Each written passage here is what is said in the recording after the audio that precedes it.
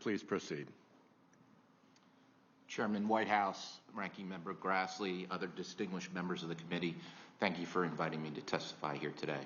It's both a professional honor, but it's personally very meaningful to me. I'm the son of two Indian immigrants. My late mother was a physician, and my late father was an engineer. My wife is also an immigrant from India, so it has a lot of personal meaning to me. I want to recognize Ranking Member Grassley's spearheading leadership on bipartisan reforms that would create a skilled immigration system that's fairer to guest workers, immigrants, and U.S. workers alike. S-979, the H-1B and L-1 Visa Reform Act of 2023, is co-sponsored by Senators Durbin and Sanders. It would yield, if passed, it would yield higher economic growth and reduce budget deficits. The title of this hearing is How Immigration Can Fuel Economic Growth and the Country's Competitive Advantage. But too often the immigration policy discussion conflates immigrants with guest workers. It's really important to make a clear distinction between the two. Immigrants are people who can stay in the U.S. permanently, whereas guest workers are temporary non-immigrants. Unlike immigrants, guest workers can only stay in the country under specific conditions and have very limited rights. As a result, every time Congress creates a new guest worker program, or as in the case of the OPT was created by the administrative state, you're creating a distinct market, a different labor market that operates distinctly and separately from our normal labor market.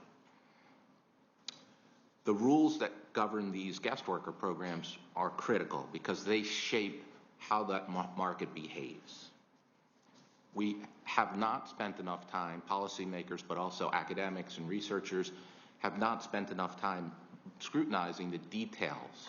The details really matter in terms of what those rules are for guest worker programs, because you want to have a certain kind of behavior. Well, that behavior in terms of the market will be shaped by these rules. There are really two overarching principles for any guest worker program, whether it's here in the U.S. or in the UAE, whether it's for high-skilled programs like the H-1B or lower skilled for like the H-2B. Guest worker programs are supposed to fill labor market gaps where there's a real genuine labor shortage of U.S. workers. And really importantly, guest workers themselves must be protected because they're very vulnerable to exploitation.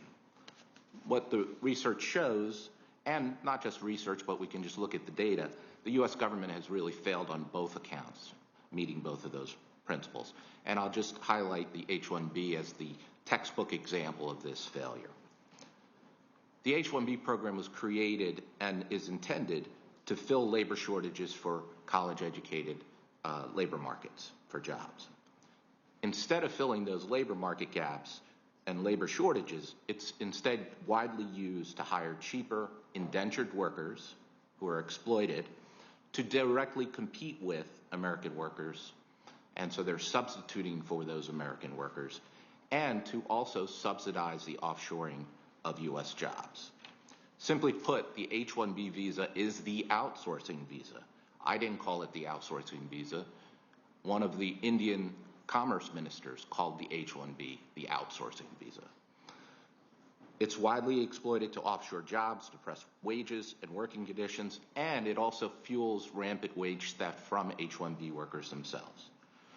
We just need to look at the government data on which firms are actually the largest H-1B employers. If you look at the top three, they are all IT staffing firms, one based in the US, Cognizant, and two based in India, Infosys and Tata Consultancy.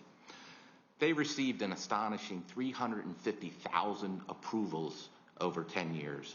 And for new workers, they received 87,000 new initial H-1B visas from the government. That 87,000 is enough to populate a mid-sized city. These three firms alone took 10%, or 1 in 10, of all of the CAP visas for new workers over the past 10 years, crowding out employers like Mr. Van Beek's, who are trying to go through the lottery system and trying to get H-1B visas. The reason's pretty simple. It's because these IT staffing firms, core to their business model, is being able to exploit the H-1B visa for lower wages and indenturing those workers, and it's highly profitable. It's extremely lucrative, and so it's mimicked across the sector by all these other firms. HCL, IBM, Deloitte are all doing these same kinds of things. Thank you for your time. I look forward to your questions.